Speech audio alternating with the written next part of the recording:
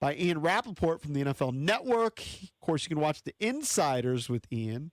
Airs Tuesdays, Wednesdays, and Friday at 7 p.m. on the NFL Network. Good morning, Ian. What's going on? How you guys doing? Hey, doing great, man. Thanks for coming on. Everybody grappling with the Jayden Daniels shutdown. Were you surprised by this organizational decision? And kind of, look, we've been speculating. Tell us what you know about the decision. It felt like us last week that this was going to happen, just in the way that Dan Quinn was answering questions, that probably somebody from above told him, hey, maybe we're going to shut him down. First of all, I don't get the sense it was like that at all. From my understanding, Dan Quinn was like very much involved in the conversations, and you know, when you're making these, I think he was involved. When you're making these big sweeping, sort of organizational decisions, there's a lot of people involved, and a lot of people's viewpoints that need to be heard and should be heard, from Dan Quinn to Cliff Kingsbury, Adam Peters, Josh Harris, Jayden Daniels, obviously, would get a say as well. I would say I wasn't surprised, but I don't know that it was definitely a slam dunk. Like, this is something I've been kind of tracking and following, I would say, for the last 5 days or so, or maybe even a little longer. And there's definitely a couple different times I was like, all right, like, there's a real chance Jayden plays next week. And then it was like, all right, like, there's a lot of things that go into it. Like, Laramie Tunsil gets injured a couple of times during the game. Like, does that play into it? There's nothing to play for. He's been injured 4 times with 3 injuries. And then there's the other thing, which was around like 6:45 or whatever it was Eastern time on Sunday. You had Patrick Mahomes tear his ACL and LCL. You had Micah Parsons tear his ACL.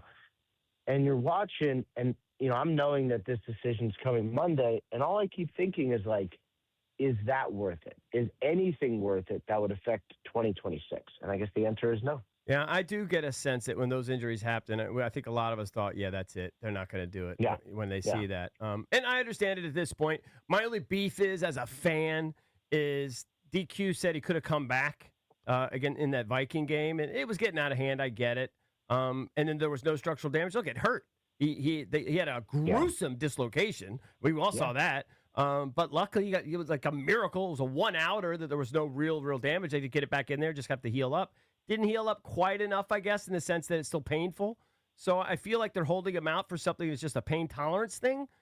But now here we are. We're just a few days away from a short week. They're going to shut him down. At this point, I get it. Well, yeah, and it's sort of like, like everything else, you can weigh the upside and the downside. The upside is, well, as a fan, and, we're like, I might not be a fan of the Commanders. I don't care. I'm not a fan of anyone, but like, I like watching good players play. And like last year's Jayden Daniels season was extremely awesome to watch and just fun in so many ways. Like, he is a bright young star.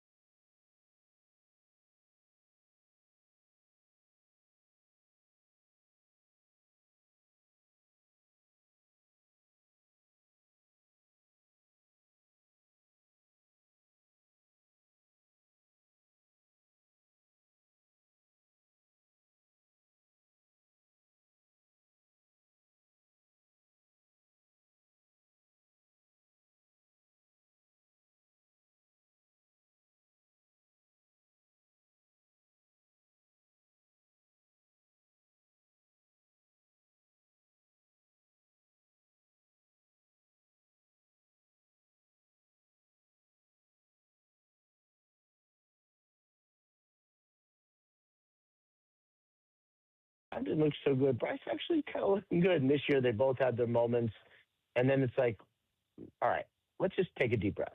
And I think the same thing with Caleb. I think everyone last year knew Caleb was like a work in progress and maybe wouldn't be what they thought. You watch him this year, and he's for sure had some crazy moments.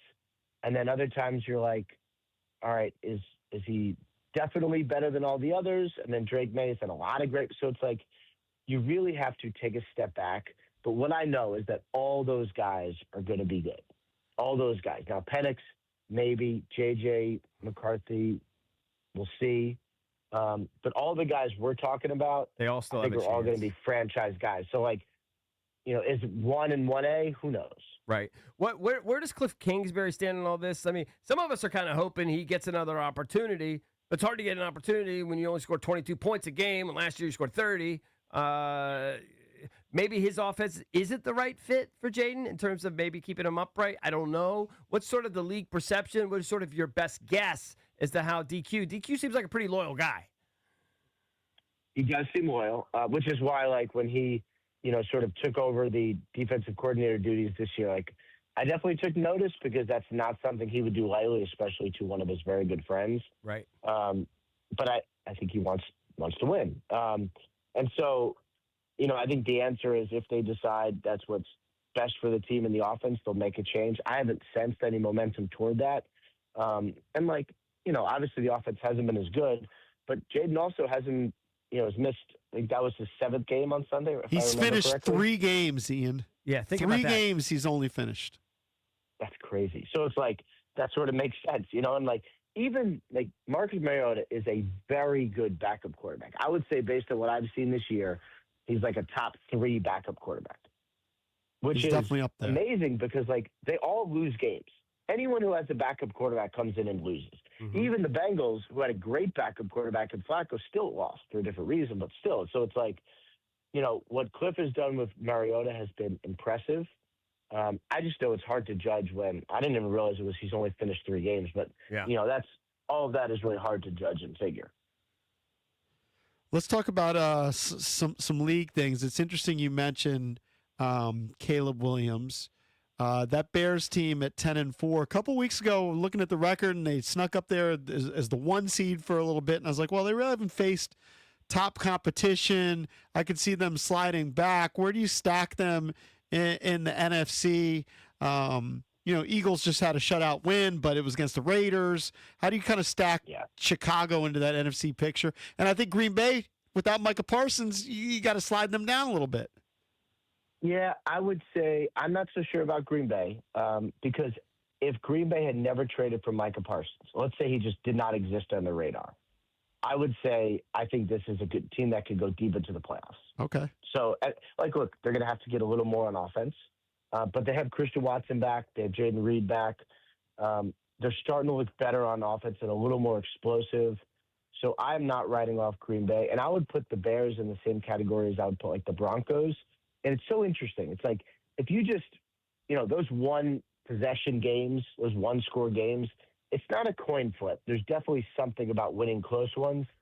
But there's definitely ways that it could go either way. And if you could just manage to squeak some of those out, when you do figure it out, you look back and you have a great record. And I think, Bears and Broncos are in that same category. So, I think the Bears are good enough.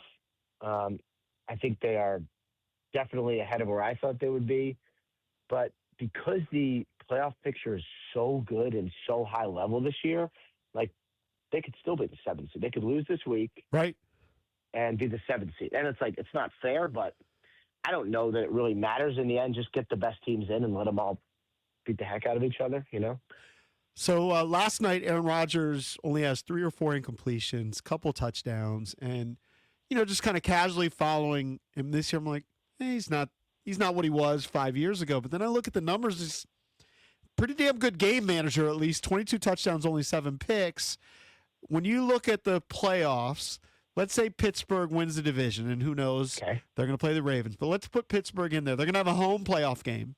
And you're going to have Aaron Rodgers with all that experience going up against, probably a quarterback with less experience like a Bo Nix or Drake May, depending how it shakes out, right? Yeah. Maybe he's got a shot. What do you think? I mean, I think so. So I sort of had the same takeaway from last night's game where I was like, look, he's not firing it downfield. It's not. Right. Aaron Rodgers has one of my 5 favorite throws of all time, to throw to Cook in the playoffs all the way down the sideline. Yeah. But to me, it's not like that. But this is the wheelhouse. This is his happy place. It's like short, accurate, get the ball out, move the chains, find your trusted receivers. And the Steelers have some game breakers. They have DK, but they got a lot of possession. They're either receivers or tight ends, but it's the same. And this is kind of what I think the offense should be. So if I was a Steelers fan last night, I would be encouraged. And yeah, I mean, I would say I could see them being dangerous. I happen to like Mike Tomlin a lot, just as, I respect him a lot. And so I would kind of like to see them win a playoff game so people can stop talking about it. So I could see, and especially if their defense is going to play like it did last night, I could see them being pretty dangerous. Talking to Ian Rapoport, NFL Network insider and reporter. You can watch the Insiders Tuesdays, Wednesdays, and Fridays at 7 p.m. on the NFL Network. Who do you like in the NFC? Because the Rams right now are the 1 seed, right? Stafford might win the MVP. We were talking about the Bears, the Packers, and of course the Eagles are the defending champion. Who do you like? I mean, the Rams are great, and I would say to me they could for sure win it all. I like Seattle a lot.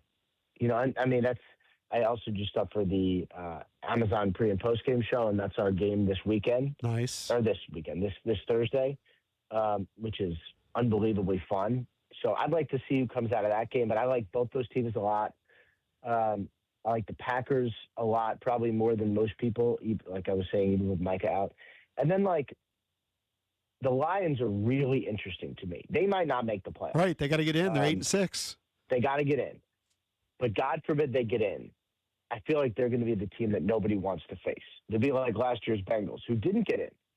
And still everybody would have hated to face them. I don't know if they're going to get in, but they are as explosive a team as it gets, and they are super fast.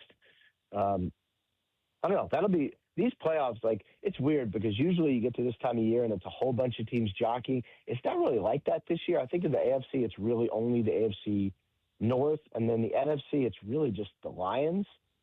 It's there's not a lot of, oh my God, who's going to get in? I mean, you've got the Buccaneers, Carolina, but nobody really cares nationally.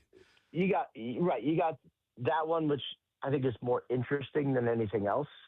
It's just interesting, but I don't know what playoffs are crazy. Who knows? But these are both some really high level playoff fields. Yeah, and then. It's kind of a sneaky team that could make a run, and they're only 1 game back of the teams that we just talked about, the Rams and the Seahawks. The Niners. I mean, they've been there, done that. Purdy just had a 3-touchdown game. Nobody's really considering them a threat, but why couldn't the Niners go on a run? I mean, as I'm going through that, I sort of didn't consider them either. And they've been weird. If you were to say to me, what's the Niners' record?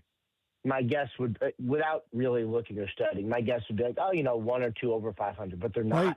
Right. They're good. And McCaffrey stayed healthy. Yeah.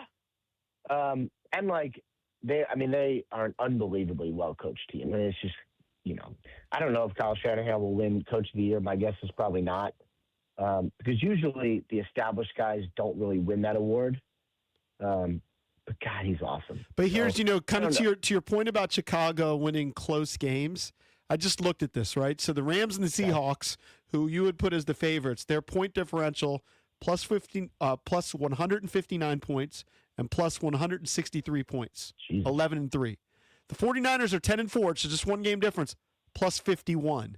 I mean, it's 100-point difference in point differential. That's crazy. So that's why you kind of see those teams as more dominant, but the Niners have been there, done that, and they're just a game back. So it should be really interesting. Of course, you can check out Ian Tuesdays, Wednesdays, and Fridays on the Insiders at 7 p.m. on the NFL Network. And like you said, before the Thursday night game. Ian, always great talking to you. All right. Thanks, guys. All right. Thank you, buddy. Appreciate it. Ian Rapoport, NFL Network Senior Insider. Yeah, the NFC is going to be uber competitive. I mean, 3 of those teams in the NFC West, LA Rams, Seattle Seahawks, San Francisco 49ers. I mean, two of them 11-3, one of them 10-4.